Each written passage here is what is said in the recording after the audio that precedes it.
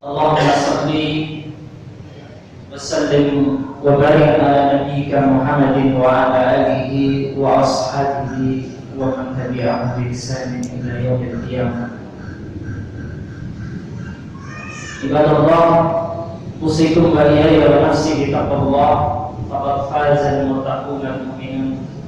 Haitsu qala azza wa jalla, ya ayyuhalladzina amanu taqullaha haqqa tuqatih wa la tamutunna illa wa antum muslimun. Wa qala aidan, ya ayyuhan nasu taqu rabbakum alladzi khalaqakum min nafsin wahidah wa khalaqa minha zawjaha wa batha minhuma rijalan katsiran wa nisaa wattaqullaha alladzi tasaaluna bihi wal arham innallaha kana 'alaykum raqiba. Wa qala ya ayyuhalladzina amanu taqullaha wa qulu qawlan sadida yuslih lakum a'malakum wa yaghfir lakum dhunubakum wa may yuti'illaha wa rasulahu faqad faza fawzan 'azima. Fa inna asdaqal haditsi kitabullah wa khairal hadi hadi Muhammadin sallallahu alaihi wasallam wa sharral umuri muhdatsatuha fa inna kulla muhdatsatin bid'ah wa kulla bid'atin dhalalah wa kulla dhalalatin finnar.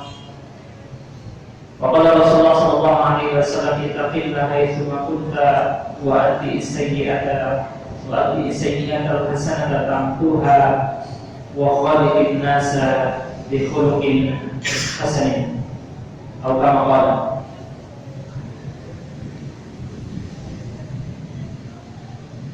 Jamaah pengajian Hafiz yang dimuliakan Allah Subhanahu wa taala, khususnya takmir Masjid Darul Negara.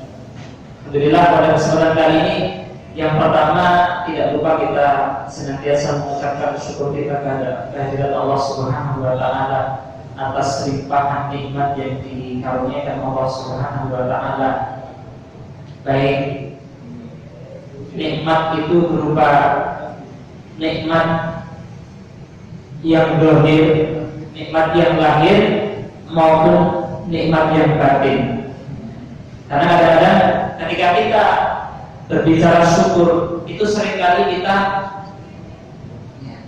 lebih melihatnya kepada nikmat-nikmat yang sifatnya itu lahiriah. Ekonomi lancar, harta melimpah. Itu kadang-kadang yang dilihat ya seperti itu. Tetapi kemudian syukur terhadap hal-hal yang sifatnya bawatin, hal yang sifatnya itu adalah dalam diri kita, di dalam hati kita sehat, itu kadang-kadang kita lupa untuk mensyukurinya. Padahal ada satu makalah, man lam yaskuril al-qalil lam yaskur al-kathir. Siapa yang tidak bisa bersyukur terhadap perkara yang kecil, maka bagaimana dia bisa akan bersyukur kepada perkara yang besar. Kemudian salawat dan salam semoga senantiasa dicurahkan kepada Nabi kita Nabi Muhammad SAW, kemudian kepada keluarga dan para sahabat serta siapa saja yang betul-betul serius di dalam mengikuti apa yang beliau ajarkan. Ikhwani fillah, sadari wa sadakullah, para jamaah yang dimuliakan Allah Subhanahu wa taala, dalam kesempatan kali ini saya hanyalah menggantikan. Biasanya yang mengisi adalah Ustaz Kabir, Ustaz Farul Razi. Nah, sementara saya mungkin bukan Ustaz dan tidak kabir, sehingga nanti kalau namanya juga menggantikan itu tentunya tidak akan sama dengan yang asli. Di sana sini pasti akan ada banyak kekurangan, sehingga mohon dimaklumi kalau misalkan di sana sini mungkin ada yang kurang pas atau mungkin tidak sesuai dengan apa yang biasa disampaikan oleh Ustaz Fawzi, maka kesempatan kali ini saya minta maaf. Dan para jamaah sekalian yang dimuliakan Allah Subhanahu wa taala, karena saya menggantikan, maka ya kita berbicara hal yang kita coba merenung dalam diri kita. Jamaah yang dimuliakan Allah Subhanahu wa taala, seringkali ketika kita misalkan ya sebagai orang tua bertanya kepada anak tentang cita-cita, biasanya kan begitu. Nah, besok mau jadi apa? Begitu. Atau seorang yang sedang menempuh pendidikan, dia berpikir, saya nanti cita-citanya seperti ini. Kadang kita seperti itu. Padahal sebenarnya kalau kita mau merenung sebenarnya ya memang tetap kita harus bercita-cita. Tetapi kalau kita merenung, ada satu yang perlu kita sadari. Kadang-kadang kita sibuk dengan cita-cita itu. Padahal cita-cita itu hanyalah satu harapan dari diri kita. Sementara yang menentukan itu adalah Allah Subhanahu wa taala. Berapa banyak hari ini tamatan perguruan tinggi kemudian nganggur begitu ya. Jurusannya jurusan teknik, tapi ternyata pekerjaannya jualan cilok misalnya. Jurusannya adalah kedokteran hewan misalkan. Nah, ternyata dia jualan sate. Ini kenapa ya? Karena cita-cita itu sesuatu yang memang sesuatu yang misteri, yang merupakan takdir Allah Subhanahu wa taala yang kita tidak tahu. Maka semestinya kita perlu ingat, Allah Subhanahu wa taala itu tidak pernah menanyakan kamu ingin jadi apa, yang tidak pernah. Tetapi Allah Subhanahu wa taala di dalam banyak ayatnya itu, dan kita sadari bersama, itu menggariskan untuk apa kita hidup. Nah, ini yang kadang-kadang kita lupa dengan visi dan misi hidup kita. Kadang-kadang kita sibuk dengan cita-cita yang seperti itu, tapi kita lupa bahwa inti kita itu apa sebenarnya. Akhirnya apa? Akhirnya ini jadi salah langkah ketika nanti kemudian melangkah dalam hidup kita. Saya ingatkan kepada diri saya dan para jamaah semua, sebagaimana firman Allah Subhanahu wa taala yang mungkin kita sudah sering mendengarnya, A'udzubillahi minasyaitonir rajim, wa ma khalaqtul jinna wal insa illa liya'budun. Dan tidaklah aku ciptakan jin dan manusia itu kecuali untuk beribadah. Nah, kita kadang-kadang lupa menanamkan ini dalam diri kita. Atau kadang-kadang kita di tengah jalan itu ada pembelokan di dalam misi kita, bahwa misi kita ini beribadah, tapi kemudian yang kita kejar 24 jam itu, yang kita cari itu sebenarnya, kalau kita mau jujur, sebenarnya kita nggak mencari dunia, kita nggak mencari apa namanya, kita nggak menyiapkan semua hal yang terkait dengan cita-cita kita, terkait dengan misi dan visi yang telah digariskan oleh Allah Subhanahu wa taala. Tetapi kemudian yang kita sibuk itu cita-cita tadi, yang kadang-kadang itu sendiri juga kita tidak tahu akhirnya kayak apa. Tapi bahwa tujuan kita ini adalah beribadah kepada Allah Subhanahu wa taala, itu adalah satu kepastian. Sedangkan cita-cita kita untuk ini dan itu sesuatu yang sifatnya masih prediktif, sifatnya masih kita belum tahu. Ya, kita bisa menyaksikan sehingga orang bekerja keras, jangankan bekerja keras, orang memilih pendidikan itu, kadang-kadang itu tadi orientasi yang sifatnya duniawi seperti itu. Kenapa? Karena memang mindset yang dibentuk di dalam pikiran itu adalah cita-cita yang sifatnya itu adalah duniawi, bukan sesuatu yang ukhrawi, bukan yang terkait dengan visi dan misinya. Maka sebenarnya sangat bagus sekali ya kajiannya Ustaz Fauzi itu, kajian tentang materi salikin yang merupakan syarat dari makna iya kan abudu wa iya kan sa'ilnya adalah ibadah itu sendiri. Para jamaah yang dimuliakan Allah Subhanahu wa taala. Karena itu di sini saya mengingatkan kepada diri saya dan para ikhwas sekalian. Kalau memang cita-cita kita ini adalah dalam rangka beribadah, bukan tidak. Misi dan visi hidup kita dalam hidup ini adalah beribadah kepada Allah Subhanahu wa taala. Tentunya kita akan mengumpulkan segala macam informasi, segala macam maklumat yang terkait dengan visi dan misi hidup kita ini. Mestinya seorang muslim seperti itu. Maka disinilah pentingnya ilmu. Maka di sini dalam majelis yang mulia ini, insya Allah saya sekedar mengingatkan saja. Barangkali materi ini sudah dibahas di mana, tapi saya sekedar mengingatkan tentang kedudukan ilmu syar'i dan seberapa posisi kita dengan ilmu syar'i itu, dengan ilmu agama itu, posisi kita seberapa kita bisa meraihnya. Sebab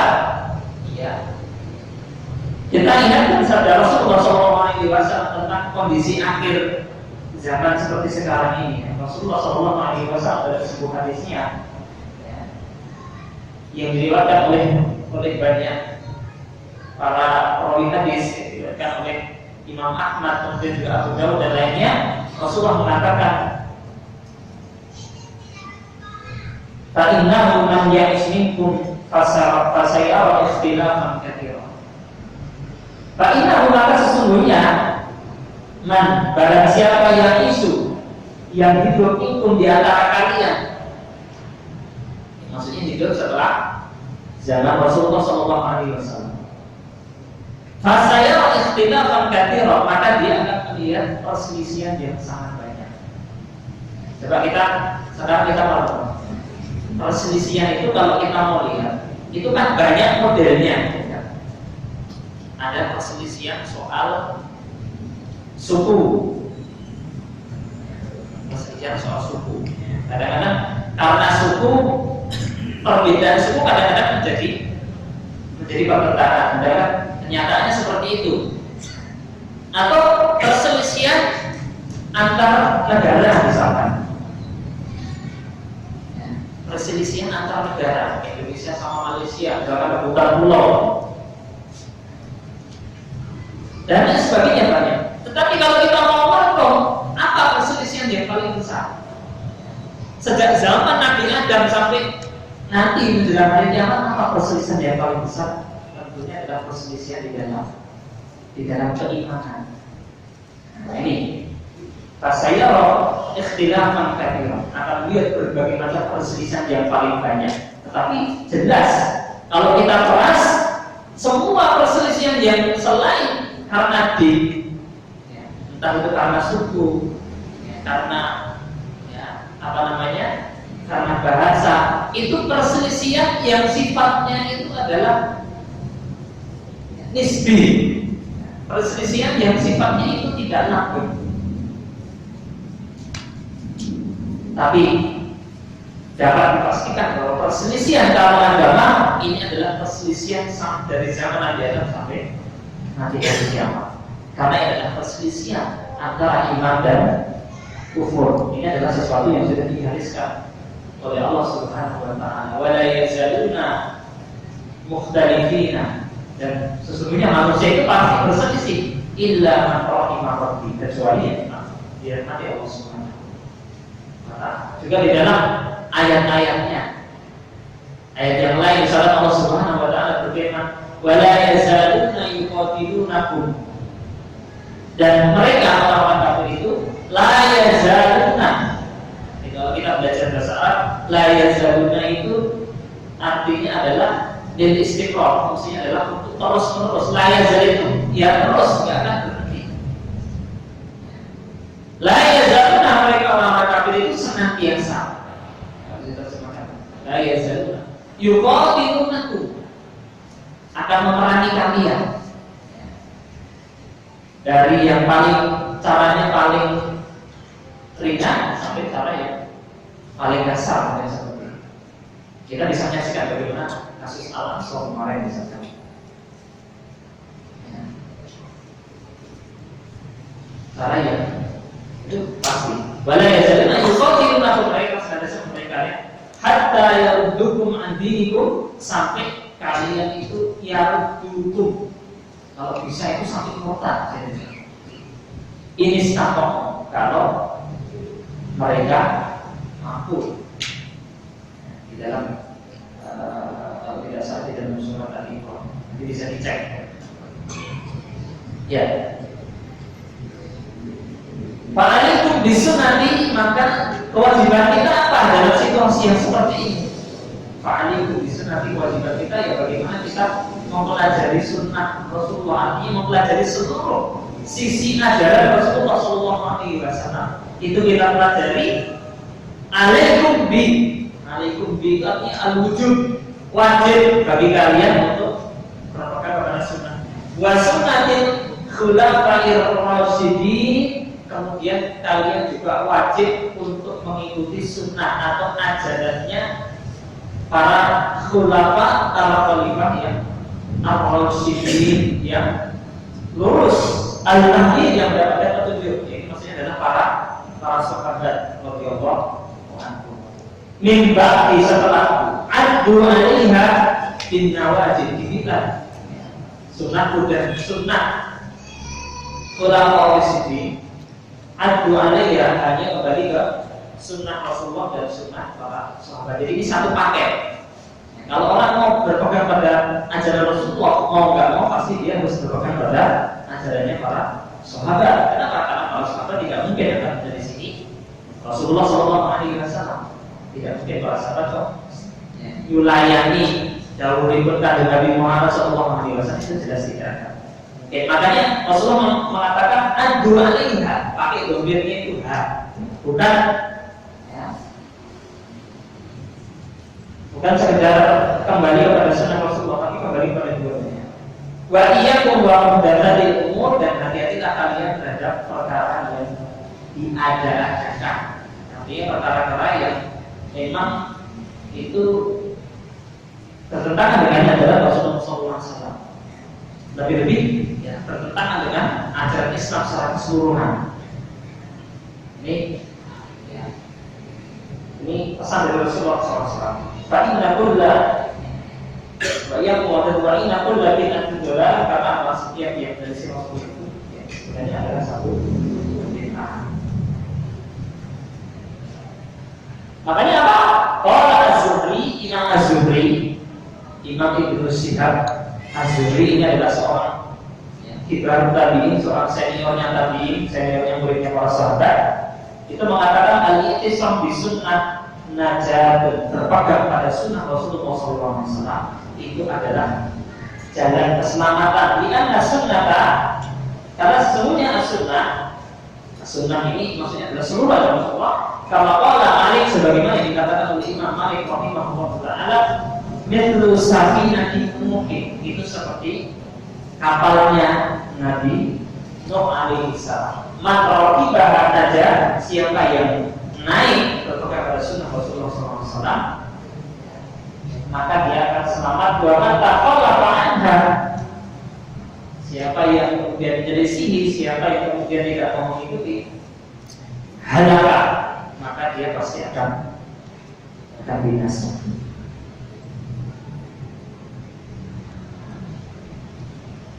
Para jamaah yang dimuliakan Allah Subhanahu wa taala, maka karena ini ya, berpegang sunnah ini adalah merupakan bentuk usaha kita di dalam betul-betul visi dan misi kita beribadah kepada Allah itu bisa betul-betul sesuai dengan apa yang diinginkan Allah Subhanahu wa taala. Karena kita ingat syahadat kita, asyhadu an la ilaha illallah wa asyhadu anna Muhammadar Rasulullah. Syahadatul Rasul itu disandingkan dengan syahadatul tauhid. Artinya tidak bisa dilepaskan dari kita berpegang pada sunnah Rasulullah. maka kita berarti telah merealisasikan kalimat tauhid la ilaha illallah. Nah, sekarang pertanyaannya bagaimana kita bisa meraih? Bagaimana kita bisa berpegang dengan sunnah Rasulullah SAW. Nah, disinilah kemudian ya menjadi pentingnya kita selalu meningkatkan ilmu kita. Disinilah pentingnya al-ulum asy-syar'iyyah, ya, pentingnya ilmu syariat. Karena kalau para ulama mengatakan al-ilmu tanpa ada tambahan keterangan apapun, maka itu yang dimaksud adalah ilmu agama, bukan ilmu secara umum, tetapi yang dimaksud adalah ilmu diri, ilmu agama. Ketika kita mengatakan al-ilmu nggak pakai tambahan keterangan, maka itu yang dimaksud adalah ilmu diri.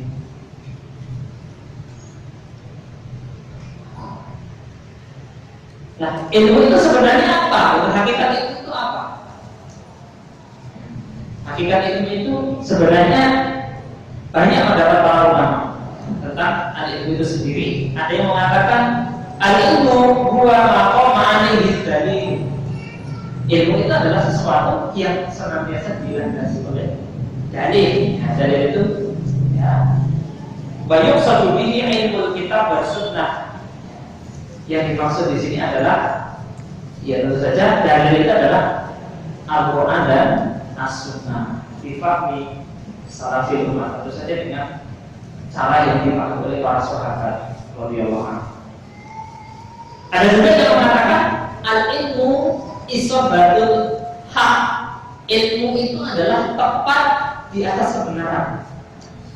Al-isobah itu ibaratnya apa? Al-isobah itu kalau orang mana isobah itu pas di tengah-tengah, itu namanya isobah. Jadi makanya ilmu itu isobatul haq, pas sesuai sasarannya, artinya sesuai dengan yang dipelajari, wal amal lebih, dan kemudian bisa mengamalkan ilmu itu sendiri. Karena kalau tidak diamalkan berarti nggak pas, kan? Buat apa dipelajari kalau kemudian tidak diamalkan, seperti itu. Ini sudah satu paket. Ya. Makanya apa? Imam Malik sendiri mengatakan laisal ilmu bikathrati ar-riwayah. Ilmu itu bukanlah banyaknya meriwayatkan hadis, atau ilmu itu bukan banyaknya menghafal Quran. Atau pernah mendengar, kalau jamaah pernah mendengar ya, dulu ya tahun 80-an itu ada seorang agen rahasia Israel namanya Eli Cohen.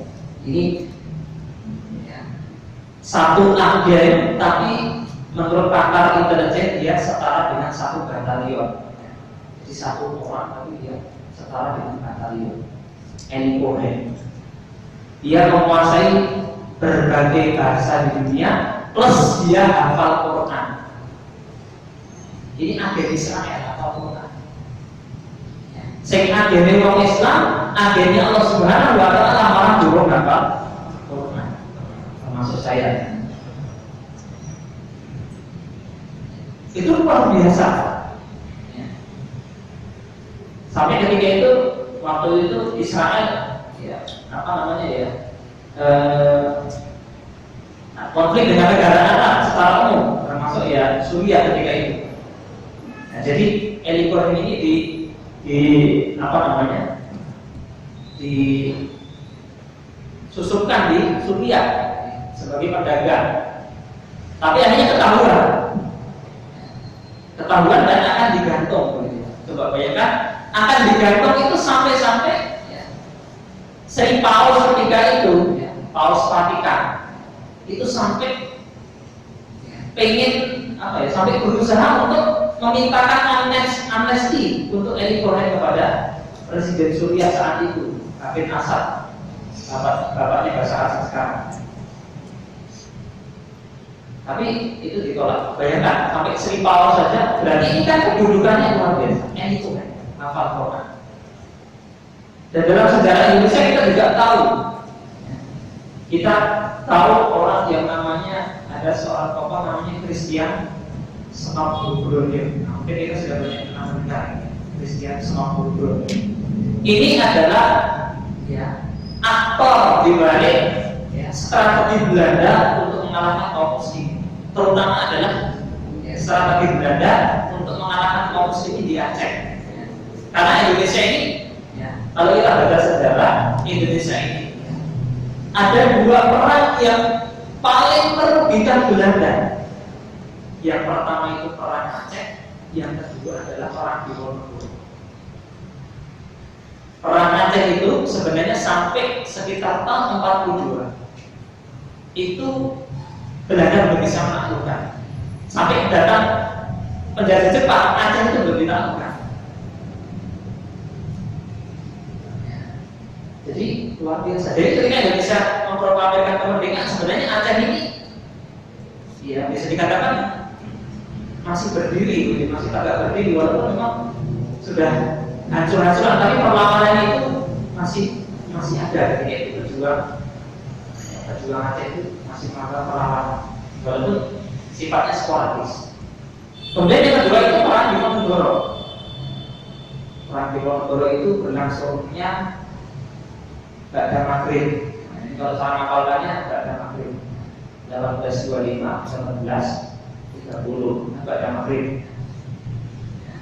Itu betul-betul merugikan Belanda. Nah, itu otaknya adalah Christian Schmalkaldic, yang dia itu adalah orang yang ya, profesor bahasa Arab di Universitas Leiden Belanda, ya, profesor bahasa Arab dan keislaman.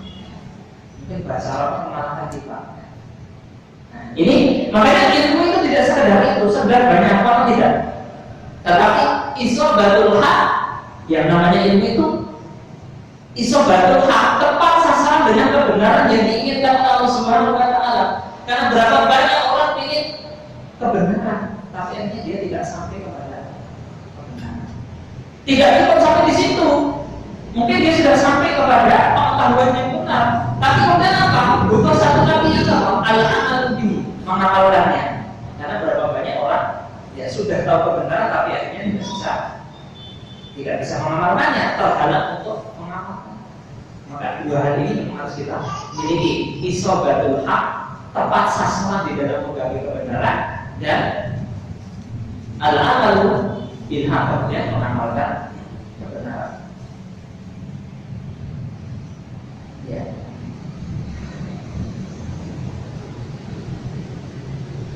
Ya.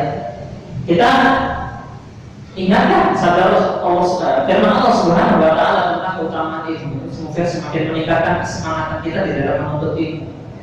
Majelis taklim ini kadang-kadang semangatnya itu turun. Ketika awal-awal dia semangat, tapi setelah sekian lama kadang-kadang kendor. Maka ini kita ingatkan. Ya, dalam firman Allah Subhanahu wa Ta'ala, yarfa'illahu alladziina aamanu minkum walladzina utul ilma darajat. Yarfa'illah, Allah akan meninggikan alladzina amanu minkum.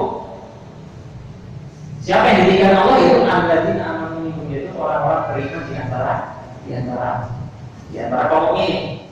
Walladzina utul ilma, dan orang yang mendapatkan al-ilma. Di sini kata-kata al-ilma itu tidak pakai tambahan apa-apa. Maka al-ilma di sini, kalau kita mengikuti tafsir yang sahih, maka itu namanya adalah ilmu syar'i atau ilmu syariat. Bukan berarti kemudian ilmu yang lain tidak masuk keutamaannya. Karena kalau ilmu yang lain itu kemudian digunakan untuk kebaikan, maka itu juga masuk. Akan tetapi yang secara mutlak itu mendapatkan keutamaan itu adalah ilmu syar'i.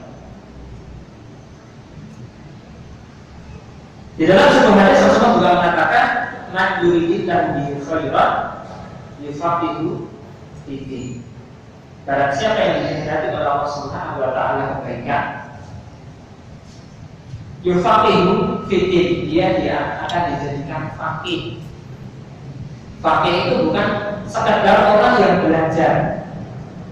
Kalau orang yang belajar itu namanya mutafaqih. Kita ini orang mutafaqih. Tapi seorang yang faqih, dia betul-betul ar-rasifuna, itu betul-betul ilmunya betul-betul ya, mumpuni begitu ya. Wa qauluhu sallallahu alaihi wasallam, di dalam hadis yang lain Rasulullah bersabda, "Man salaka tariqan," barang siapa menempuh sebuah jalan yang tamisu fihi ilman, yang di jalan itu dimaksudkan untuk mencari ilmu, sahalallahu lahu, maka Allah akan memudahkan bagi dia siapa? Yaitu orang yang menempuh jalan menuju itu, tariqan ilal jannah, jalan untuk menuju surga. Ibarat jalan itu dia sudah sampai tengah-tengahnya. Nah, tengah berikutnya sampai akhir, sampai masuk jalan itu adalah amal, mengamalkan ini. Separuhnya itu adalah menempuh perjalanan, separuhnya lagi adalah menuntut. Wasuluku tariq al-iltimasil ilmi yadkhulu fi suluku tariq al-haqiqi. Termasuk di dalam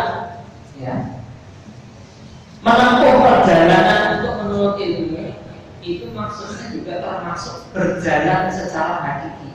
Maka orang yang menuntut ilmu dengan berjalan kaki itu lebih utama dibandingkan dengan orang yang naik kendaraan. Makanya kalau kita bicara keutamaan, jelas para ulama terdahulu kemuliaannya jauh dibandingkan dengan kita. Karena ada sekarang, kalau dulu itu ilmu itu yakti walayuta, ilmu itu yuta walayuta, ilmu itu didatangi bukan mendatangi. Hari ini kita ya kadang-kadang apa? Kita yang undang, kita yang ulamanya yang datang, atau kita jarang mau berangkat majelis itu kadang. Nah, sekarang ilmu gampang, lewat Android bisa, lewat WA yang mungkin ilmu, karena seperti itu. Ya memang betul, ya, bahwa ini juga bermanfaat kalau kita dulu. Tapi dia beda keutamaan jalannya itu. Bayangkan kalau zaman dahulu kala, bisa dibaca satu kisahnya. Ada seorang ahli hadis yang berasal dari Andalusia. Bisa lupa namanya. Andalusia itu Spanyol. Andalusia itu Spanyol orangnya. Itu direwani nyebrang Andalusia, nyebrang masuk ke Afrika, habis ke Afrika terus berjalan sampai ke kota Baghdad, hanya untuk menemui seorang ulama, yaitu Imam Ahmad bin Hanbal. Itu direwani seperti itu. Itu pun ketika dia sampai di sana, karena ketika itu Khalifah dari Bani Abbasiyah itu sedang memboikot Imam Ahmad. Imam Ahmad tidak boleh mengajarkan hadis. Akhirnya apa? Orang itu kemudian berpikir bagaimana tetap bisa mendapatkan hadis dari Imam Ahmad. Akhirnya apa? Nyamar jadi pengemis. Dia datang ke Imam Ahmad, ketok-ketok pintu, "Assalamualaikum Pak Imam Ahmad, saya ingin belajar hadis." Kata Imam Ahmad, "Saya tidak bisa. Ini saya lagi dilarang oleh ulil amri."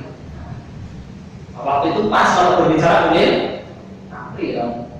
Memang penguasanya betul-betul menggunakan Quran dan Sunnah. Ketika Imam Ahmad dilarang, sudah beliau taat. Akhirnya harus gimana? Saya tetap ingin mendapatkan hadis. Sudah begini saja. Begini saja wahai Imam. Saya nyapa jadi pengemis saja. Tiap pagi saya tak ketok-ketok pintu rumah itu. Nanti kalau ketemu saya satu hadis saja nggak apa-apa. Satu hadis nggak apa-apa. Akhirnya betul setiap pagi dia ketok-ketok pintu. "Assalamualaikum." Belum paling-paling itu kalau bahasa kita. Dibukakan pintu, Imam Ahmad ngasih apa mungkin receh kalau kita ya, sambil mengucapkan sebuah hadis. Akhbarona hadasana qala Rasulullah sallallahu alaihi wasallam.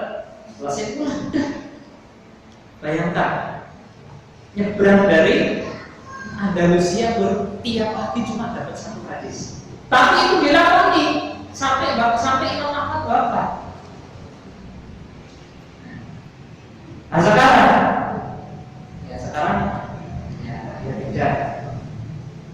Ini salah satu contoh. Wahuma al-masyi bil-iqdam ila majalisi al-ulama. Itu tadi yang pertama adalah betul-betul jalan al-masyi.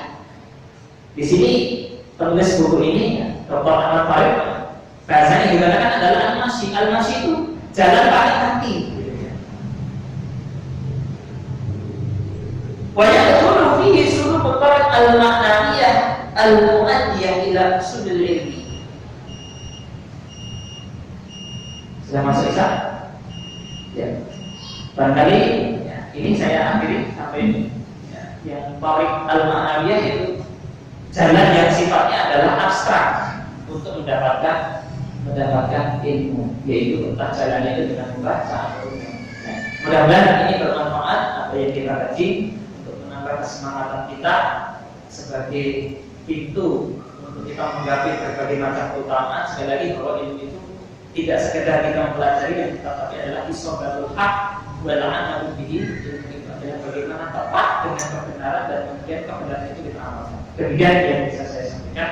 Kurang lebihnya saya mohon maaf. Subhanallah wa bihamdika asyhadu an la ilaha illa anta astaghfiruka wa atubu ilaik. Saya kembali kepada pembaca. Assalamualaikum warahmatullahi wabarakatuh. Waalaikumsalam.